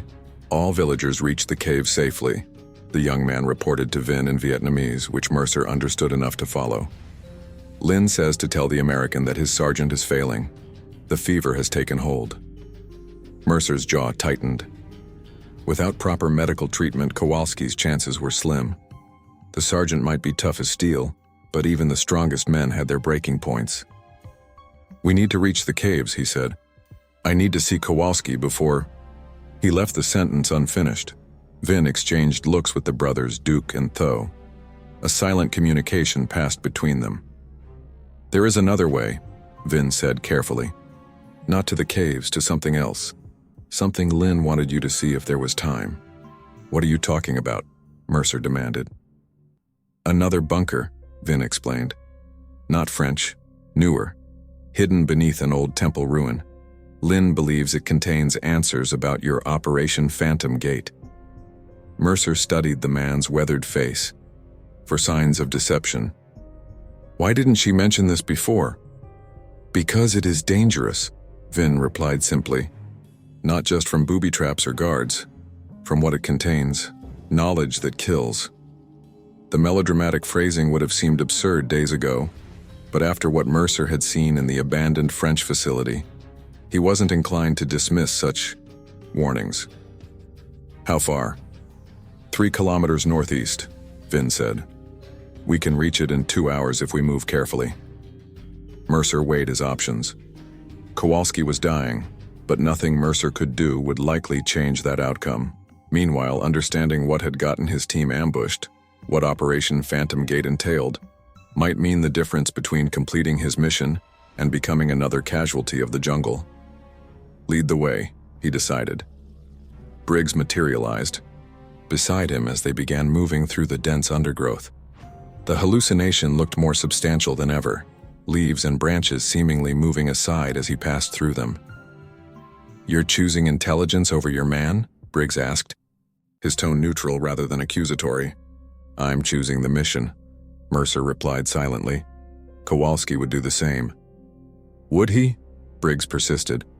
Or would he drag your ass back to friendly lines with the intel you already have? Mercer had no answer for that. They reached the temple ruins shortly before midday. At first glance, it appeared to be nothing special, just another abandoned religious site reclaimed by jungle vegetation, its stone edifices crumbling under the relentless assault of roots and moisture. Moss-covered Buddha statues stared serenely from half-collapsed niches, their expressions undisturbed by the war raging around them. The entrance is hidden, Vin explained, leading them through the ruins. The builders disguised it well. The Dacian, old soldier, guided them to what appeared to be a solid stone altar at the rear of the temple. With practiced movements, he pressed specific points along its carved surface. A section of the floor beside the altar sank downward with a grinding sound, revealing stone steps descending into darkness. What is this place? Mercer asked, peering into the shadowy stairwell. The old ones say it was a temple with secrets. Beneath, Vin replied. But the Vietnamese and French military found it during the First War. They added to it, made it something else. His expression darkened. Few who enter return. Yet you're showing it to me. Because Lin ordered it, Vin said simply. And because perhaps you, Ghost, can survive what waits below. The brothers, Duke and Tho, exchanged uneasy glances. Tho spoke rapidly to Vin, who nodded before translating. They say they will guard the entrance, they will not go below. The place is cursed. Superstition, Mercer thought, though after his hallucinations of Briggs, he wasn't one to judge others' perceptions of reality. I'll go alone, he decided. No, Vin countered. I will guide you. I have been there once before with Lin's father. I know some of its dangers. Mercer accepted with a nod, checking his weapons and equipment. He switched on his flashlight as they descended the worn stone steps, the beam cutting through ancient, dust disturbed by their passage. The stairway extended far deeper than expected, spiraling downward for at least 30 meters before opening into a chamber that instantly revealed this was no simple temple undercroft. Modern concrete reinforcements braced the ancient stonework, and the walls bore metal fixtures for electric lighting, long since defunct.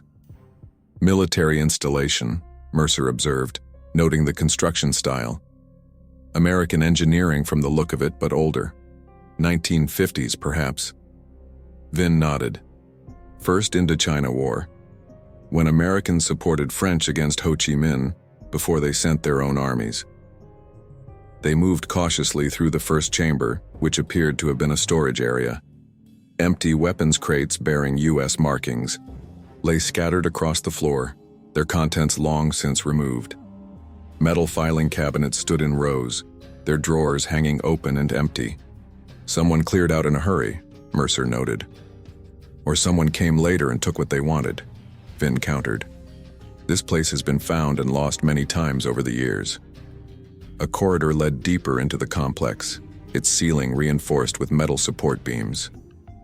Mercer's flashlight beam revealed more modern touches: electrical conduits, ventilation shafts, even what appeared to be mounting brackets for surveillance cameras.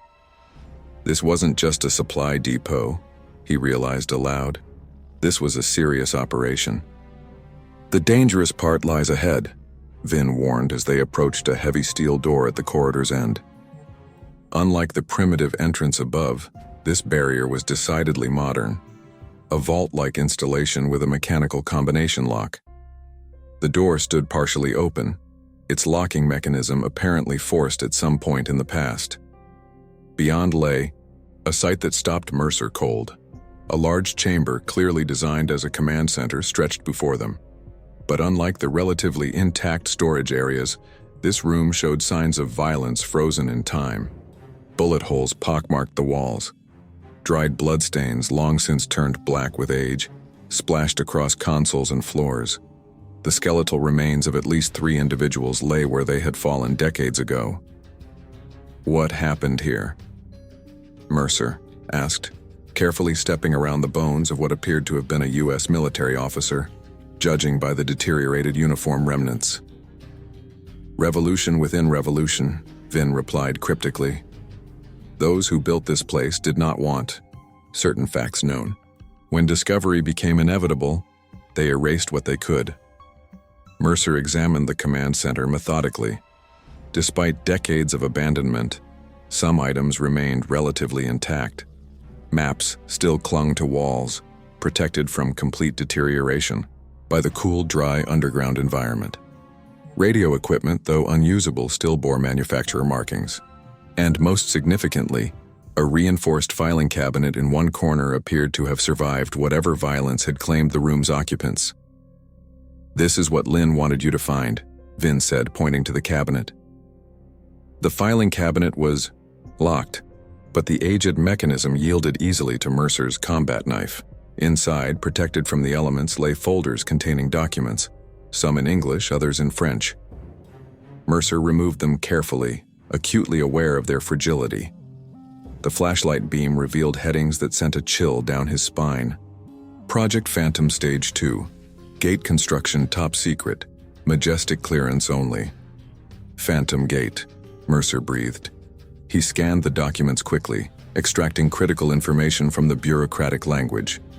Project Phantom appeared to have been a joint U.S.-French operation initiated in 1952, focused on biochemical intervention strategies to alter battlefield dynamics in Southeast Asia. The technical language obscured the specifics, but certain phrases stood out with disturbing clarity. Compound derivation from native flora, neurological suppression effects, loyalty enhancement, suggestibility metrics in test subjects. They were developing mind-control drugs, Mercer realized, the implications dawning with horrifying clarity, using local plants as source material. Vin nodded grimly. The French tried many such experiments. When they lost the war, Americans continued the work. His voice held no accusation, just the weariness of someone who had seen too many atrocities from all sides. The later documents detailed gate facilities, specialized bunkers where the compounds were synthesized and tested. 3 such facilities were marked on the attached maps, and one of them corresponded exactly with the coordinates on Kowalski's hidden map. My squad wasn't sent to disrupt supply lines, Mercer said, the pieces falling into place. We were sent to secure one of these facilities before the VC could find it. Or destroy it, Vin suggested. Some secrets are better buried. The final document in the file was a list of test subjects, hundreds of names, mostly Vietnamese villagers, with clinical annotations about dosages and outcomes. Mercer's stomach turned as he read the dispassionate notes about terminal reactions and acceptable casualty rates in pursuit of formulation stability. These were war crimes, he said quietly. By your definition, Vin replied. To those who ordered it, it was necessary research. He gestured to the room around them. But notice who lies dead here. Your own countrymen killed to hide this truth. A notation on the final page caught Mercer's attention. A reference to indigenous population with natural resistance markers. The document mentioned a specific village whose residents had demonstrated unusual immunity to the compounds, making them high-value research subjects for isolation of counter-agent properties. The village's name matched what Lynn had told him about her people's origins. This is why the village stays hidden, Mercer realized. They're survivors of these experiments. Their bodies developed resistance that made them valuable to both sides. Some knowledge is passed through blood, Vin confirmed. Lynn's grandfather was the village healer who first recognized the poisoning attempts. He developed treatments from jungle plants that protected our people. His eyes hardened. Both Americans and Vietnamese have sought our blood since then. For what it contains. For what it might reveal. The revelation cast everything in a new light. The village's isolation, their medical knowledge, Lynn's ability to treat the chemical exposure Mercer had suffered in the French bunker. And Bao knows this? Mercer asked. Bao knows pieces, Vin answered. He hunts the facilities, not fully understanding what they contain. He believes they hold conventional weapons or perhaps chemical agents for tactical use. The old soldier's expression turned grave. He does not comprehend the true purpose to create soldiers who cannot question orders, perfect weapons without conscience. A sudden noise from above, a metallic clang followed by muffled voices, interrupted their conversation. The entrance, Vin whispered urgently. Someone comes. Mercer quickly gathered the most critical documents, securing them in his waterproof map case. Is there another way out? Yes. Through the testing chambers, but it is more dangerous. More dangerous than whatever's coming down those stairs? Mercer asked grimly. Vin's expression suggested it might well be, but he nodded toward a doorway on the far side of the command center. This way, and silence now. Sound carries in the tunnels. They moved quickly through the door into a corridor that sloped gently downward. The air grew noticeably cooler and damper, suggesting they were moving below the water table. Pipework lined the walls, an elaborate system for moving liquids between chambers. The corridor opened into a large room that could only have been a laboratory. Unlike the command center, this space showed no signs of battle damage. Instead, it appeared to have been abandoned in the midst of operations, equipment still in place, glassware on benches, even chair positions suggesting researchers had simply stood up and walked away. They left everything, Mercer observed quietly. Not by choice, Vin replied. The resistance attacked this facility in 1954, during the final days of the French occupation. Those who could not escape sealed themselves in the lower levels. And died there? Vin's silence was answer enough. They moved through the laboratory, Mercer's flashlight revealing disturbing details. Cages sized for human occupants, restraint chairs with medical monitoring equipment, observation rooms with one-way glass. The systematic machinery of human experimentation preserved like an insect in amber. Kowalski's map showed another facility still intact, Mercer said as they navigated the abandoned lab. Is that what my team was really sent to find? Or destroy, Vin repeated. Your government has many hands, each doing different work. Some build what others are sent to tear down. The cynical assessment aligned with Mercer's growing suspicions. He'd seen enough shadowy operations to know that compartmentalization often led to competing agendas within the same military framework. They were nearing the far exit when a sound from behind froze them in place. The unmistakable metallic click of a weapon being readied. I would stand very still if I were you, came a familiar voice. Lieutenant Bao Min stepped from the shadows of an adjoining room, pistol aimed steadily at Mercer's chest. Hands where I can see them, Ghost. Mercer complied slowly, mind racing. Through tactical options. Vin likewise raised his hands, his expression unreadable. Bao approached with the careful movements of a predator, maintaining optimal firing position. He was alone, a fact that surprised Mercer. You've led me on quite a chase, Bao said conversationally. Impressive work with the ambushes, very psychological. I had a good teacher, Mercer replied, nodding toward the VC officer. You've been manipulating my movements since the ambush. Bao smiled thinly. Not entirely. You have your own momentum, your own will. I merely suggested directions.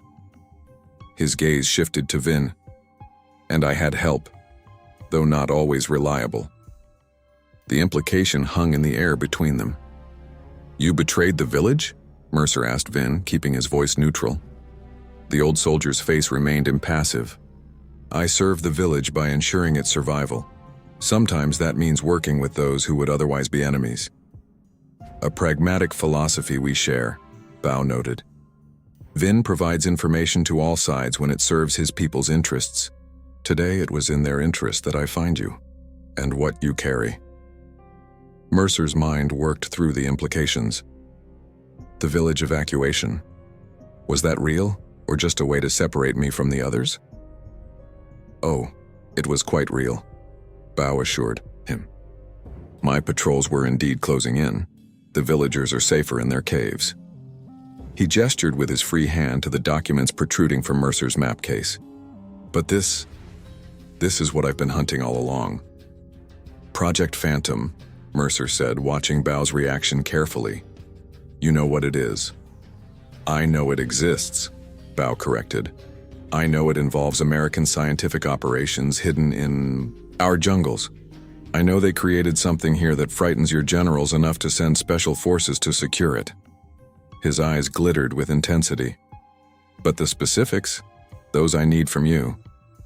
Mind control drugs, Mercer said bluntly, designed to create perfect soldiers who follow orders without question. Tested on Vietnamese civilians, a collaboration between American intelligence agencies and French colonial forces. Bao's expression shifted subtly, surprise, then calculation. An interesting claim, and these documents prove this? Enough to create an international scandal if they reached the right hands. The lieutenant considered this, such as the hands of Soviet advisors in Hanoi, or perhaps Chinese intelligence officers. I imagine they would find such evidence useful in diplomatic circles. If that's your play, why not just kill me and take them? Mercer asked, subtly shifting his weight to create a better angle of attack if an opportunity presented itself. Because documents can be forged, Bao replied. But a captured American officer who can authenticate them? Who can testify to finding them himself? That is far more valuable. The VC officer's plan was tactically sound. Using Mercer as both authentication and propaganda would maximize the impact of the revelations. And what about the facilities themselves? Mercer pressed. The bunkers where these compounds are stored? Does your command know about those? A flicker of hesitation crossed Bao's face, the first sign of uncertainty Mercer had seen in the man. The facilities are a secondary objective, Bao said carefully. Bullshit, Mercer countered, sensing weakness in the officer's position. Your commanders don't know about this operation, do they? You're running your own mission. Bao's eyes narrowed. My priorities are aligned with my country's interests. But not necessarily with your orders, Mercer deduced. You found something. Some fragment of information about Project Phantom, and you've been hunting it independently, using your assigned patrols for personal objectives. The lieutenant's silence confirmed Mercer's assessment. We're more alike than you realize, Ghost, Bao finally said. Both of us understand that truth is the ultimate weapon in this war, more powerful than bombs or bullets.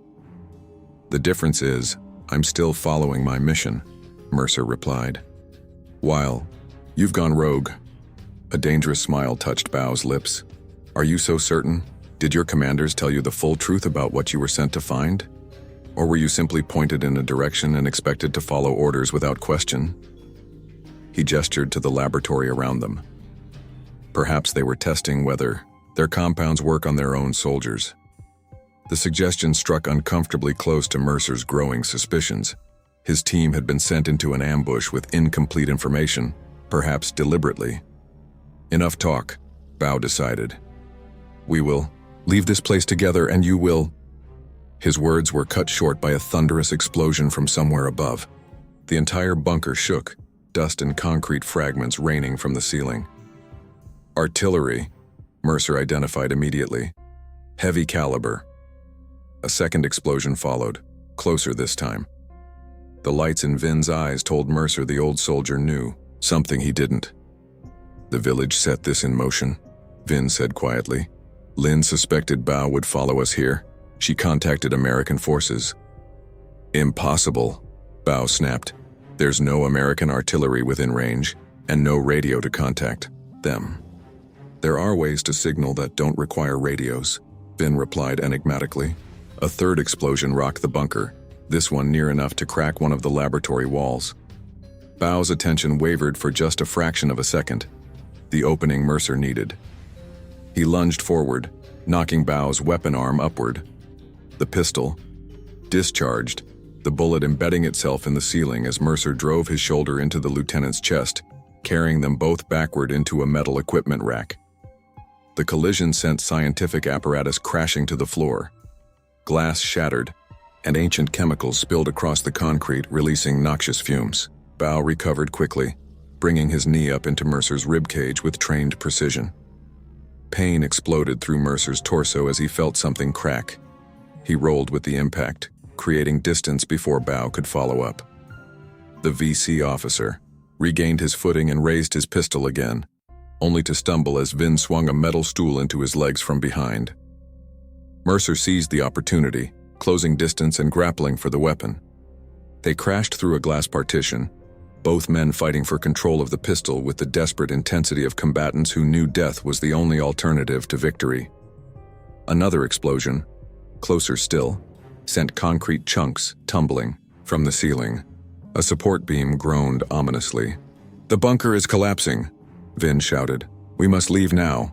Bao's finger found the trigger during the struggle and the pistol fired again, the bullet grazing Mercer's upper arm.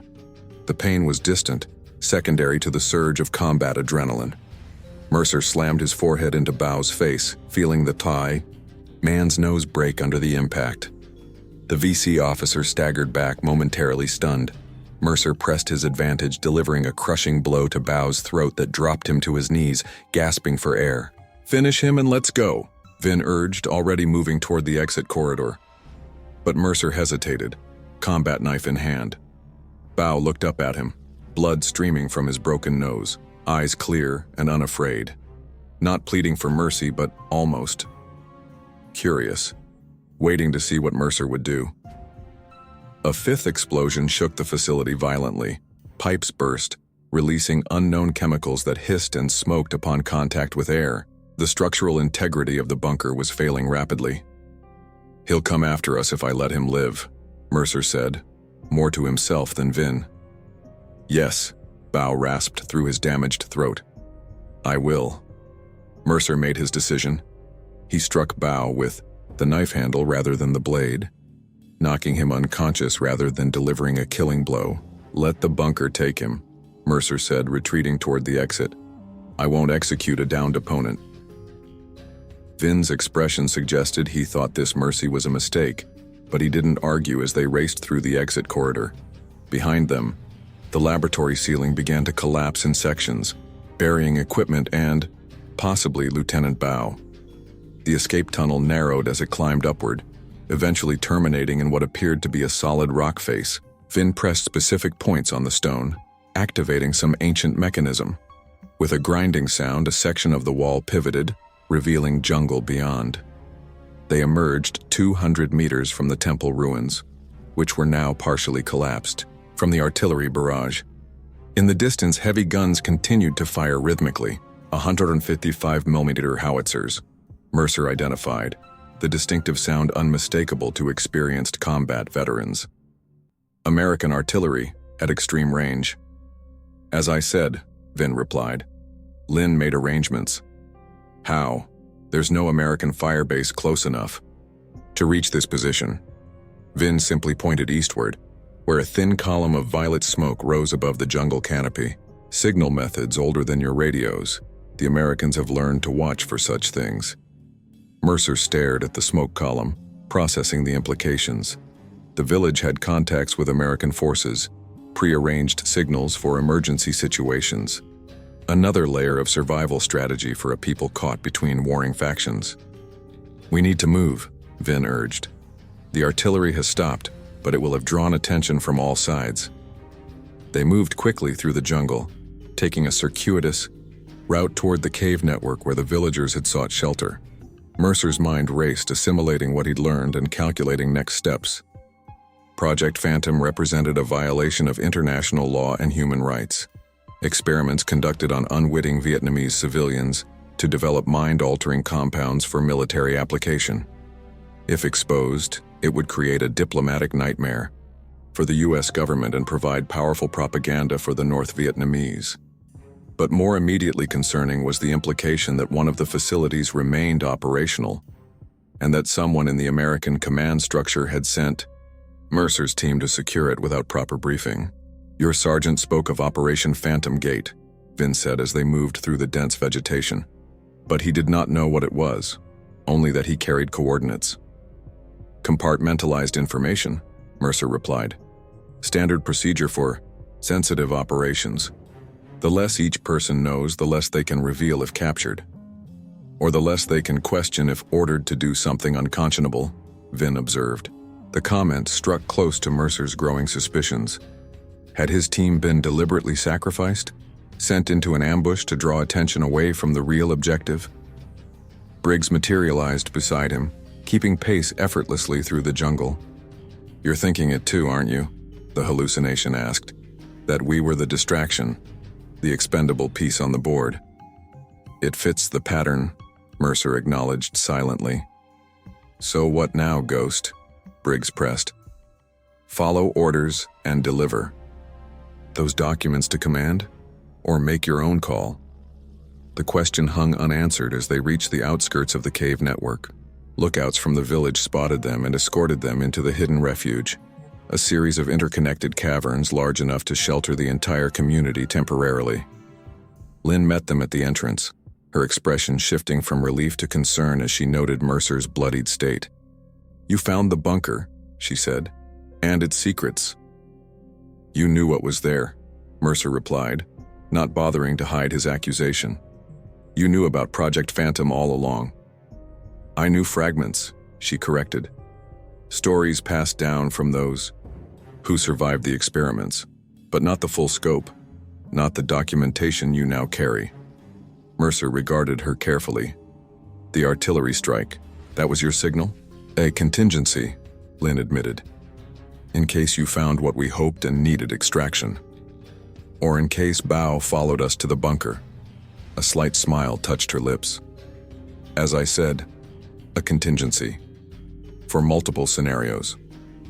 Mercer handed her the map, case containing the Project Phantom documents. "This is what your people have been hiding from for decades. Evidence of war crimes committed against Vietnamese civilians, your ancestors." Lynn examined the documents with clinical detachment. "Not just evidence of crimes," she noted, "but the formulas themselves, the chemical compounds, their synthesis methods." She looked up at Mercer, her eyes calculating. "Knowledge that both sides would kill to control, or to destroy," Mercer added, "depending on their agenda." "And what is your agenda now, Captain?" "Mercer," Lynn asked quietly. It was the question Mercer had been asking himself since discovering the truth. His mission, his real mission, not the cover story about supply lines, had likely been to secure or destroy the remaining Phantom Gate facility before enemy forces could capture it. Standard containment protocol for compromised black operations. But now he possessed evidence that implicated his own government in illegal human experimentation. Evidence that, if made public, could alter the course of the war and international opinion. "I need to see Kowalski," he said, deferring the larger question. Lynn nodded, returning the documents. "This way, but prepare yourself, he is fading." She led him deeper into the cave network, where the villagers had established a makeshift medical area. Kowalski lay on a bamboo pallet, his breathing shallow and labored. The village healer sat nearby, preparing herbal remedies that might ease his passing but could not prevent it. "Hey, Steele," Mercer said softly, crouching beside his sergeant. Kowalski's eyes fluttered open, recognition dawning slowly through the haze of fever and pain. "Captain, you found it. Project Phantom. Mercer confirmed. Mind control research. Is that what they sent us to secure? The sergeant's laugh turned into a wet cough. Not secure. Destroy. He gripped Mercer's arm with surprising strength. Rogue element in command. Using the compounds. Creating loyalty in certain units. The implications were staggering. Not foreign deployment of the chemicals, but domestic use within military ranks, creating soldiers who would follow any order without question. Who? Mercer pressed. Who authorized this? Kowalski's eyes cleared momentarily, focus returning with his final reserves of strength. Colonel Matheson, Special Projects Division, operating without Pentagon approval. His voice dropped to a whisper. Our real mission: destroy the facility and all records. Erase it before investigation teams arrive. We were the cleanup crew, Mercer realized aloud. Expendable, deniable, Kowalski confirmed. His grip tightened convulsively. Don't let them bury this. People need to know. The sergeant's eyes closed, his breathing increasingly labored. Tell Briggs's family or he died clean. Tell them all. Died clean. I will, Mercer promised, though he knew the ghosts of this operation would never truly rest. Kowalski slipped into unconsciousness, his features relaxing as the pain receded. The village healer checked his pulse and shook her head slightly. Not gone yet, but soon. Mercer stood, mind made up. He turned to Lynn, who had witnessed the exchange. I need to get these documents to people who can expose this properly, he said. Not my direct command. They're compromised. Higher authorities who can launch an official investigation. And you think such people exist? Lynn asked, skeptically. Those who will choose truth over national interest? They exist, Mercer insisted, but I'll need help reaching them. Lynn studied him for a long moment before coming to her own decision. There is a French journalist in Saigon. He has helped us before, publicizing atrocities when both sides tried to hide them. She pulled a worn map from her pocket. I can show you a route that avoids major roadways and checkpoints. The plan took shape quickly. Mercer would travel south using jungle paths known only to the villagers, carrying copies of the most damning documents. The originals would remain with Lynn's people, insurance against his capture or death. What about Bao? Vin asked, joining them. If he survived the bunker collapse? He'll hunt me, Mercer replied matter-of-factly. And now probably you as well. We have survived worse threats, Lynn said with quiet confidence. As preparations for his departure proceeded, Mercer found a moment of solitude near the cave entrance. Briggs appeared beside him, leaning against the rock wall, his form now solid enough that Mercer could almost believe he was actually there. You're making the right call, the hallucination said, even if it means going against orders. Is it? Mercer questioned. Exposing this could damage the war effort, cost American lives. Hiding it would cost your soul, Briggs countered. And frankly, this war is already lost. Has been for years. He gazed out at the jungle beyond the cave. We just haven't admitted it yet. Mercer couldn't argue with that assessment. On the ground, among those who fought rather than planned, the futility of the conflict had become increasingly apparent. Think I'll make it to Saigon? He asked his ghostly companion. Briggs smiled thinly. If anyone can ghost walk through enemy territory with critical intelligence, it's you. The smile faded. But Bao will be coming, and he won't be alone this time. Let him come, Mercer said, checking his weapons one final time. The hunt goes both ways now. As dusk approached, Mercer prepared to leave. Kowalski had slipped away quietly an hour earlier, his final battle lost despite the village healer's efforts. Mercer had said his goodbyes, promising silently to honor the sergeant's last request, to ensure the truth wasn't buried along with those who died uncovering it. Lynn met him at the cave entrance, accompanied by 2 village guides who would lead him through the first stage of his journey south. I misjudged you, Captain Mercer, she admitted. I thought you would choose duty over truth. Duty takes many forms, he replied. Sometimes, the highest duty is to the truth itself. She handed him a small pouch containing medicinal herbs for your wounds and for clarity of mind. Her eyes held his meaningfully. The voices of the dead can be loud in the jungle. These will help you distinguish what is real. Mercer accepted the gift, understanding that his hallucinations of Briggs hadn't gone unnoticed by the perceptive woman. One last thing, Lynn said.